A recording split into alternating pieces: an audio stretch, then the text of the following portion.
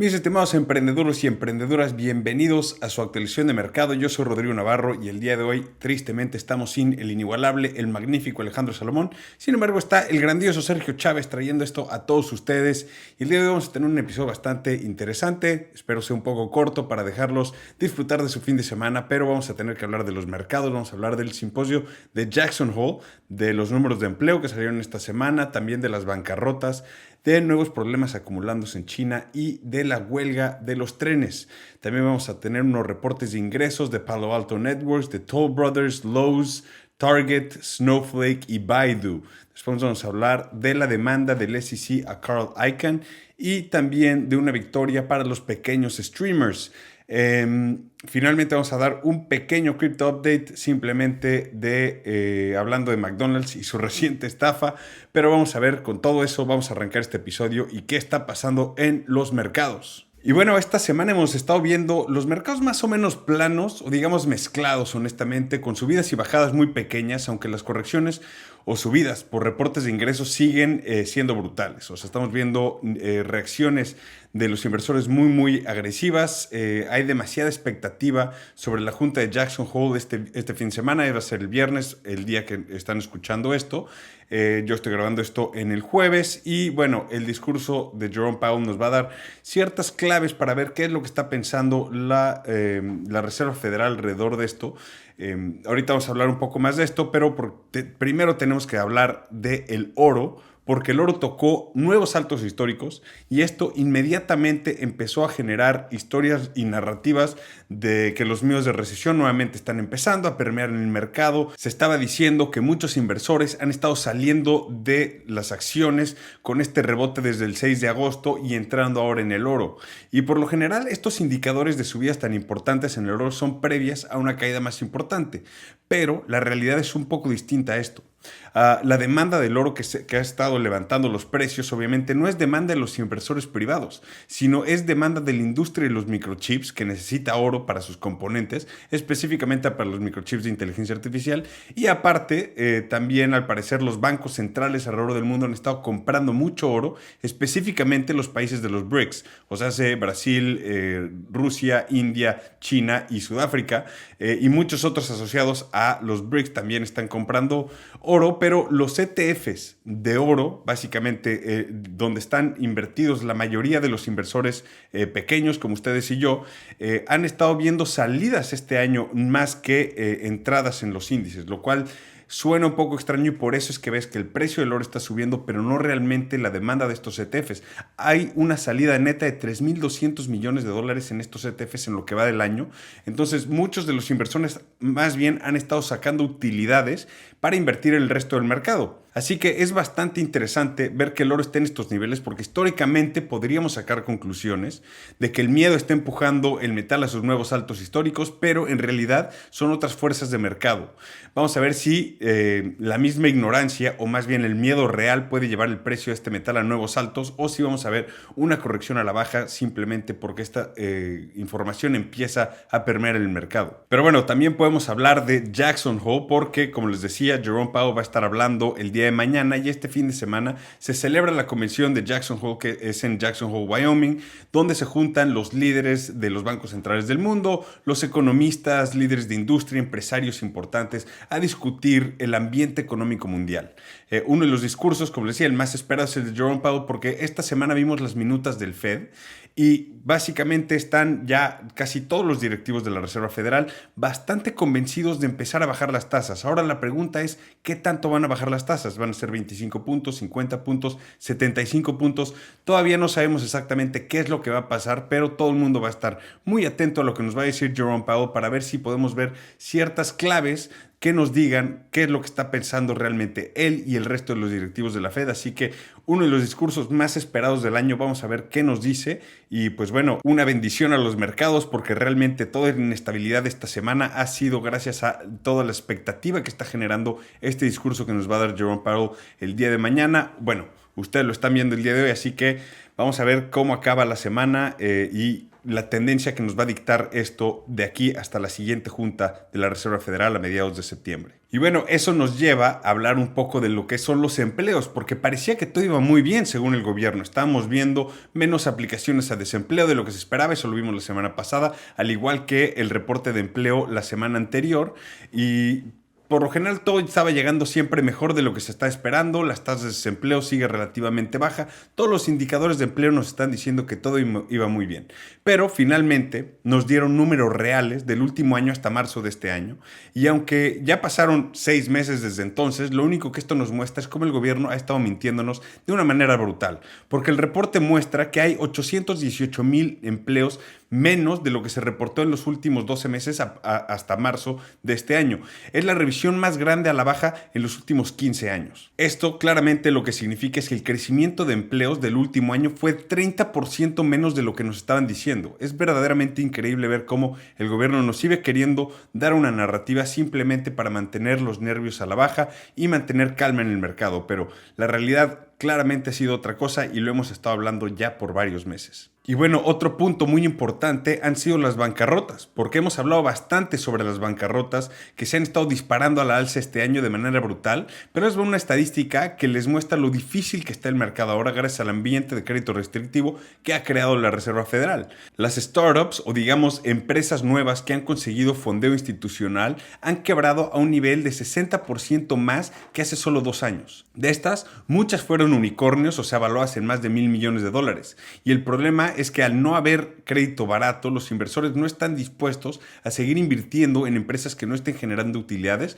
obviamente a menos de que sean empresas de inteligencia artificial, pero fuera de eso, el resto del mercado ha estado batallando para conseguir fondeo y muchas de estas empresas necesitaban ese fondeo para poder seguir operando correctamente y sobre todo porque muchas de ellas operan en pérdidas. Entonces, si no hay acceso a este crédito, no hay otra opción más que declarar bancarrota, así que en esas estamos. Y bueno, los problemas no nada más están pasando aquí en Estados Unidos, también se están acumulando en China porque su producción industrial está creciendo al paso más lento en los últimos meses, muy por debajo de las expectativas y muy por debajo de los objetivos del gobierno central. Sus exportaciones también se están desacelerando y esto obviamente empieza a preocupar a los inversores, pero más que a nadie al gobierno central de China. El mismo gobierno dijo que no van a seguir interviniendo y ejerciendo control de precios en el mercado de bienes raíces y dejando a los gobiernos locales empezar a comprar propiedades privadas. Esto está generando un frenesí y una carrera a la baja en precios para los inversores y desarrolladores porque están vendiendo por debajo de costo simplemente para poderse salir antes de que esto se ponga mucho peor.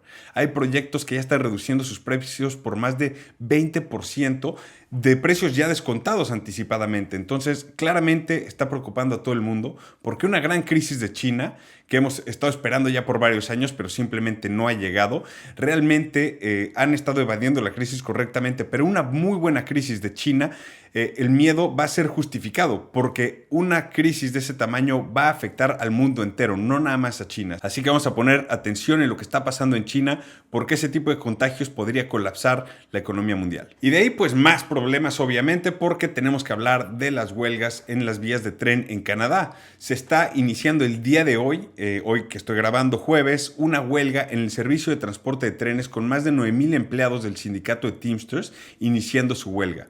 Este parón en el transporte es un golpe gigantesco al comercio entre Estados Unidos y Canadá, un golpe tremendo a las cadenas de producción y un golpe a la actividad económica en general. Todos los días se mueven miles de millones de dólares en materias primas y productos en estas vías de tren y un parón puede muy rápido volverse un gran problema para la inflación e impactar las cadenas de suministro y la actividad económica en general. Por otro lado, si las empresas de trenes cumplen con las demandas de los empleados, los costos de transporte por tren van a dispararse a la alta. Así que estamos en una situación donde cualquier posible solución a esto va a generar presiones inflacionarias alcistas. También vamos a ver cómo se desarrolla, pero esto no son buenas noticias para nada y al parecer el sindicato de los Teamsters está listo para apoyar a todos estos trabajadores en esta huelga. Y bueno, después de todas esas malas noticias vamos a pasar a hablar de los reportes de ingresos ingresos porque hay varias que les fue bastante bien y tenemos que platicar de esto. Y empecemos por Palo Alto Networks porque ellos superan expectativas, en parte gracias al colapso de CrowdStrike después de su apagón gigantesco, pero Palo Alto es el competidor más grande en el mercado, lo cual es el beneficiario principal de todo esto. Tuvieron ingresos de $2.200 millones el trimestre y utilidades de 488 millones.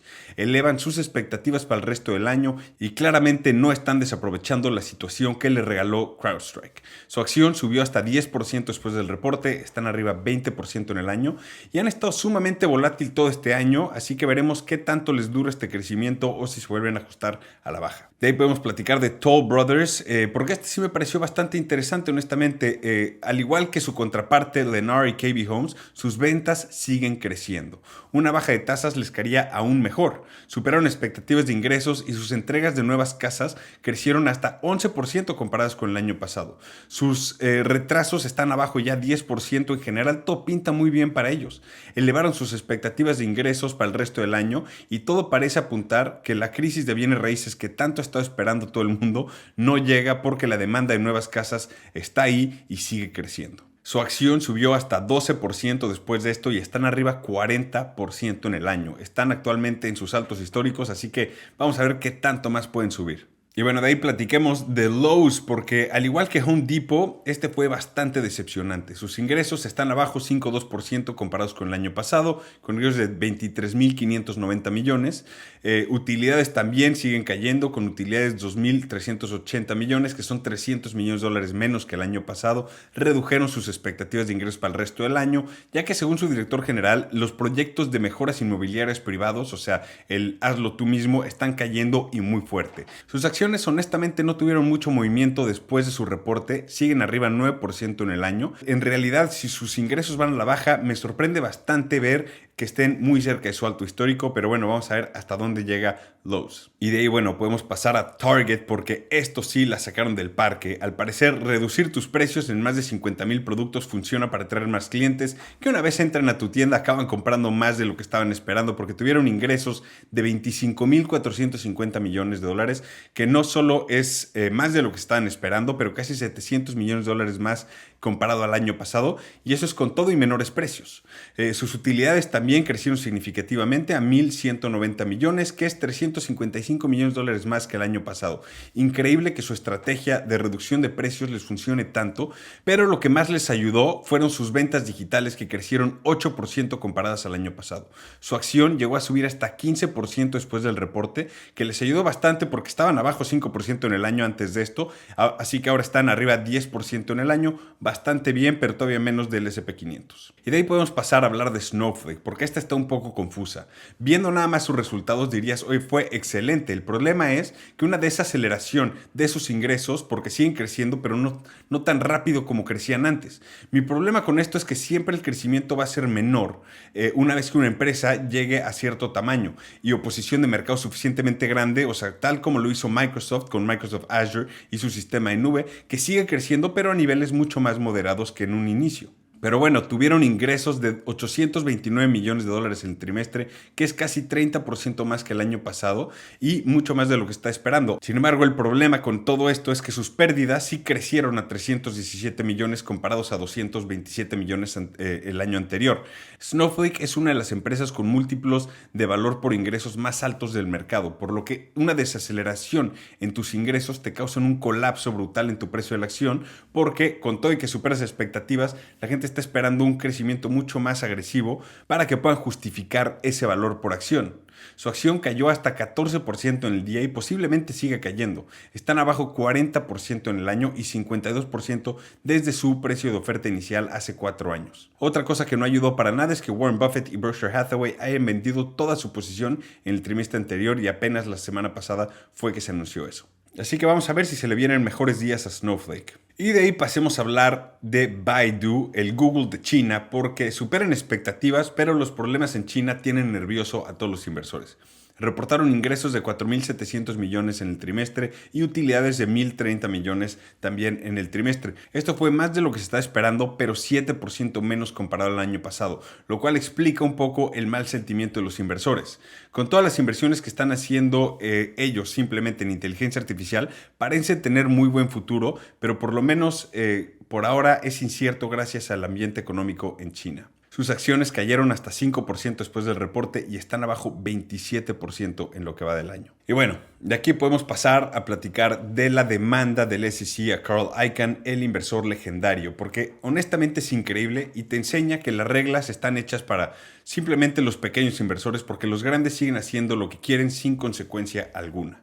El año pasado, el fondo de inversión Hindenburg, que es famoso por invertir en posiciones en corto y exponer a empresas después de investigaciones sobre sus modelos de negocio y o transacciones turbias, sacó una noticia sobre Icahn Enterprises, el fondo del inversionista legendario Carl Icahn. En este reporte decían que no solo usaba su fondo como propia caja de banco, que claramente sería ilegal porque los inversores que tiene, pero bueno, usaba los activos del fondo para apalancar sus propias apuestas en el mercado. Carl Icahn claramente salió a denunciar esto, pero esto desencadenó una investigación de parte del SEC, o sea, el Securities and Exchange Commission, el encargado de la regulación de los mercados de valores, y la investigación concluyó que en efecto Carl Icahn había solicitado préstamos del tono de $5,000 millones de manera personal para hacer inversiones en el mercado usando los activos del fondo como colateral, lo cual claramente está prohibido. Y si fuera cualquier otro fondo o inversor, estaríamos hablando de posible cárcel por fraude y multas multimillonarias.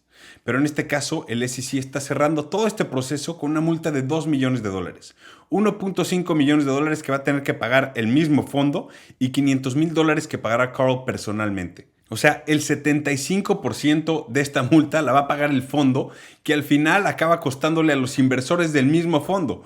Es algo honestamente increíble porque son las víctimas del fraude inicialmente. Algo increíble y más aún que solo le cueste a él personalmente $500,000. En verdad parece una burla. Esta multa representa 0.0001% del dinero que Carl tomó prestado ilegalmente de manera personal con los activos del fondo. Lo peor de todo es que con estas multas se acaba todo este show y no tiene ni siquiera que aceptar culpabilidad de nada. Y como es de esperarse, este tipo de cosas son las que te enseñan cómo es una absoluta farsa el reglamento que tiene el SEC y el gobierno americano. Reglas distintas para distintas personas o inversores. En fin, es lo que es. Vamos a ver qué tanto le afecta a Carl en reputación y salidas de capital de su fondo, pero la realidad es que esto es un insulto a todos nosotros. Y bueno, mínimo vamos a hablar un poco de buenas noticias y hablemos de una victoria para los streamers pequeños, porque habíamos hablado anteriormente de la reciente asociación entre Disney, ESPN obviamente, Fox Sports y Warner y Discovery para lanzar una plataforma de streaming de deportes en vivo que se llamaría Venu Sports. A la desgracia de streamers pequeños como Fubo TV y otros no tan pequeños como YouTube TV, esto iba a ser un costo brutal para ellos de poder competir. Pero la sorpresa llegó esta semana porque Fubo, desde un inicio, cuando anunciaron esto, metieron una demanda para bloquear el lanzamiento de este sistema de streaming. Y parecía patadas de ahogado en ese momento porque obviamente el equipo de abogados que parecía no tener chance en contra del equipo de Disney, Fox y Warner Brothers. La acción de Fubo estaba tan castigada que llegó a perder cerca de 70% después del anuncio de este sistema. No se estaba viendo bien el futuro para ellos, pero increíblemente esta semana un juez decidió a favor de ellos y decidió bloquear el lanzamiento de Venu Sports hasta que pase una revisión con el FTC. Y Fubo, desde que se anunció esto, ha subido más de 50%, recuperando bastante sus pérdidas, pero no está fuera de riesgo todavía. Si Venu Sports puede convencer a los reguladores en el FTC que esta es una oferta que va a beneficiar al consumidor en vez de dañarlo, puede que vayan a lograr sacarlo. Claramente los abogados van a estar apelando la decisión que tomó el juez inmediatamente, pero vamos a ver qué acaba pasando ahí. Lo que sí es que esto le da a Fubo un poco de tiempo para poder negociar nuevamente sus contratos de contenido, para poder reducir costos y poder competir con Venu Sports en precio y ofreciendo más contenido alrededor del mundo, no solo los deportes americanos. Vamos a ver cómo se desarrolla esto, pero por ahora podemos decir que Fubo TV 1, estudios gigantes 0. Y bueno, finalmente vamos a platicar rápido del Crypto Update porque es increíble que tenemos que hablar de McDonald's en el Crypto Update porque parece ser esta semana la cuenta de Instagram de McDonald's fue hackeada por un hacker que generó una estafa brutal. Una vez asumiendo control de la cuenta de Instagram, el hacker comenzó a promover una moneda de Grimace, el personaje morado de McDonald's, y conociendo a los Crypto Bros, obviamente no iban a dejar pasar una oportunidad de pompear una moneda de este querido personaje. Como toda estafa, el precio sí subió por compras e inmediatamente colapsó una vez que se publicó que esto era una estafa. El que estaba vendiendo todas las monedas era el mismo hacker y parece ser que se acabó robando más de $700,000. Una vez que acabó de vender todas estas monedas, se fue al perfil de Instagram y cambió la descripción en el perfil de McDonald's a decir simplemente: gracias a todos, acaban de ser estafados. Saludos. Es verdaderamente increíble ver esto, pero cuando una empresa está empujando una moneda, yo diría que te la pienses 2 veces antes de meterle de lleno, porque claramente las probabilidades de que sea una estafa son bastante altas. En fin, ese es el mercado de criptos y pues no hay mucho que hacerle. Y con eso, mis estimados emprendedores y emprendedoras, vamos a cerrar el episodio del día de hoy. Quería darles una actualización pequeña, rápida, para que puedan irse a disfrutar del fin de semana. Muchas gracias por su atención. Yo soy Rodrigo Navarro. Tristemente estamos sin el inigualable Alejandro Salomón, pero está el magnífico Sergio Chávez detrás de los teclados trayendo esto a todos ustedes. Nos vemos la semana que viene. Gracias.